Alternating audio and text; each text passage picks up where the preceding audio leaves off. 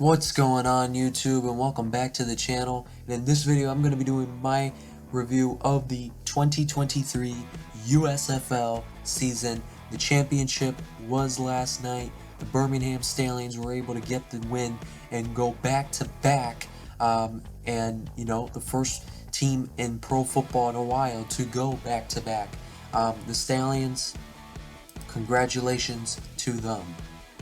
After the end of each NFL season, USFL season, XFL season, I usually like to do a review of the season and kind of give, some closing thoughts on the season, now that since it's came to a close. So without further ado, let's begin.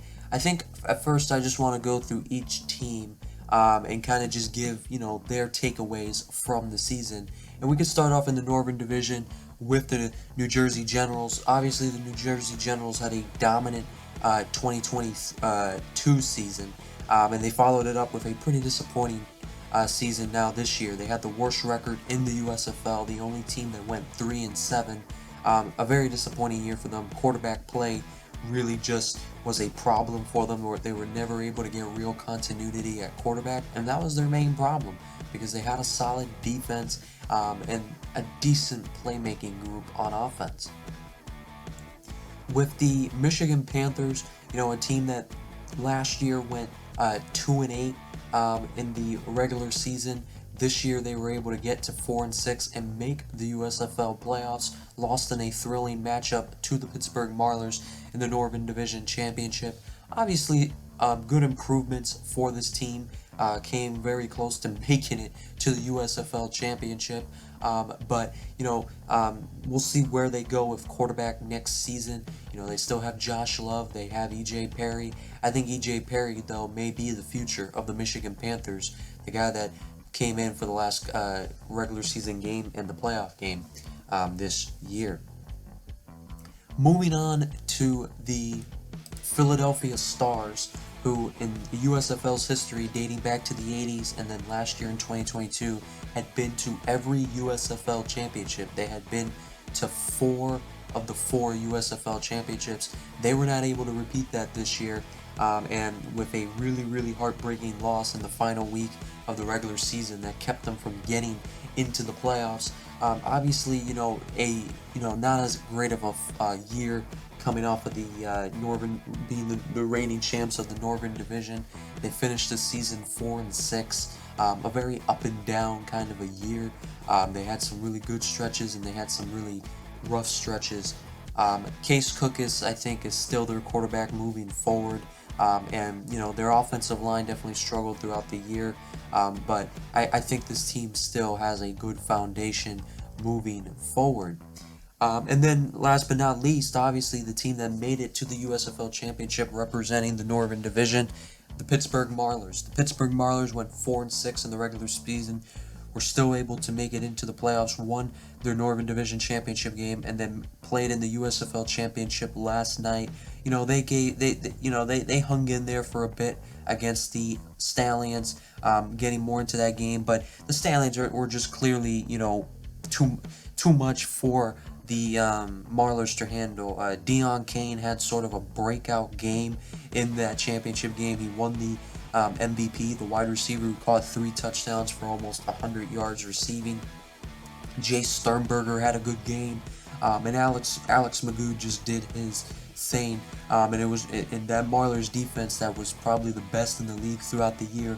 Just was not able to get enough stops. They were able to get some big plays to give their offense a chance, but overall, the recurring theme of the Pittsburgh Maulers was just not being able to get many touchdowns, settling for a lot of field goals. Had a missed field goal that was really a big blow to the team, though. But yeah, it was just too much for the Maulers to handle. But the season as a whole was definitely a success, I think, for the Maulers. It was a new head coach. They were the worst team in the USFL last year, no doubt. They went 1-9. This year they came up with a 4-6 record, won the playoff game. made it to the USFL championship. A definitely improving year. And their quarterback, Troy Williams, I think proved that he can be their guy going into next year. And they got a good group of receivers. I think they just need to build upon their offensive scheme and really just, come up with, more innovative ways to score in the red zone. And this team will be fine going into next year. Moving on to the Southern Division, starting off with the Birmingham Stallions. Obviously, they just went back to back. Alex Magoo will most likely win the MVP. And that team was just the by far the best team in the USFL. And it's shown over the last 2 years. There's really not much else to say about this team other than, there's no reason to believe they can't three-peat next year if they're able to bring back Alex Magoo and some of their other star players.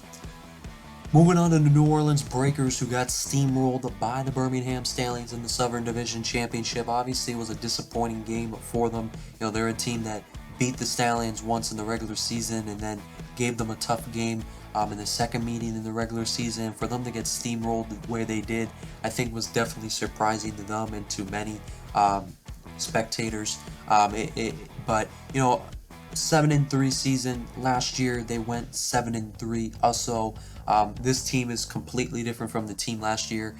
Different coach, different quarterback. Similar players, some key players like Vontae Diggs, Jonathan Adams, still on the team, but Wes Hills really burst onto the scene for them this year.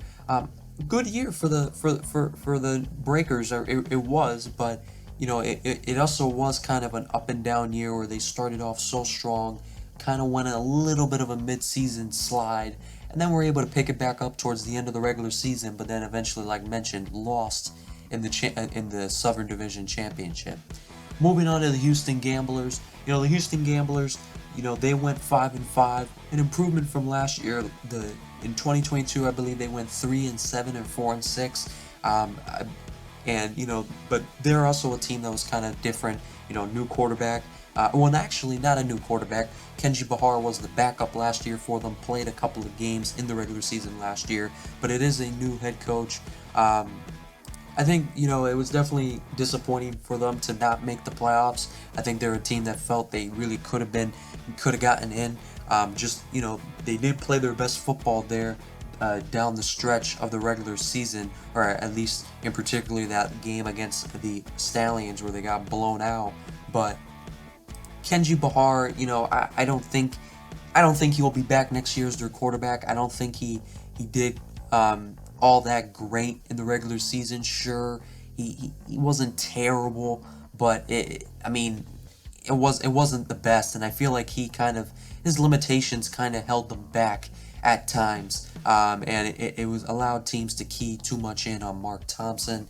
And they finished 5-5. And then the final team, the Memphis Showboats, a team that started off pretty rough in the season, but were able to really go on a 5-game win streak and were the hottest team in the league for a couple of weeks there, but then lost their last 2 games of the regular season and missed the playoffs. They found their quarterback in Cole Kelly there midway through the season. Week 4. Todd Haley was able to turn his guys around with the help of some explosive playmakers like Derek Dillon. But once again, Todd Haley was the head coach for the Tampa Bay Bandits in the USFL last year, who turned into the Memphis Showboats. Last year they went 4-6. This year they go 5-5. Will Todd Haley be back next year? Maybe, but he definitely needs to get things going next year if he wants to if he wants to be able to stay as the head coach for this team. And then looking at the league as a whole, the second season of the USFL's return is officially in the books, and it was a successful season by all means. They expanded from 1 hub to 4 hubs, and participation, at games, definitely improved a lot this year, and that's mainly because of more hubs, fans closer to the teams, the home teams. So you're naturally gonna get more people. So that's definitely an improvement, and they just built upon what they had. I think really, these games are competitive. These games are good pro football. It's real football for real fans. I think really the only thing this league needs, and similar to the XFL, is for them to be able to maintain their star guys. Find a way to be able to maintain star players like Alex Magoo, like Mark Thompson, like Boogie Roberts, all the Isaiah Henney, all these guys. Find ways to be able to maintain these guys on your team, to be able to build continuity for years.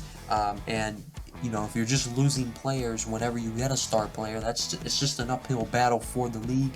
They need to be able to find a way to maintain these players, and I think yeah, this league will be here to stay, and I'm really happy to see some summer football in full swing right now, and it being as good as it's been in decades. So yeah, comment down below what you guys think about all this, though. I'd love to know your thoughts, and other than that, I'll see you guys next time.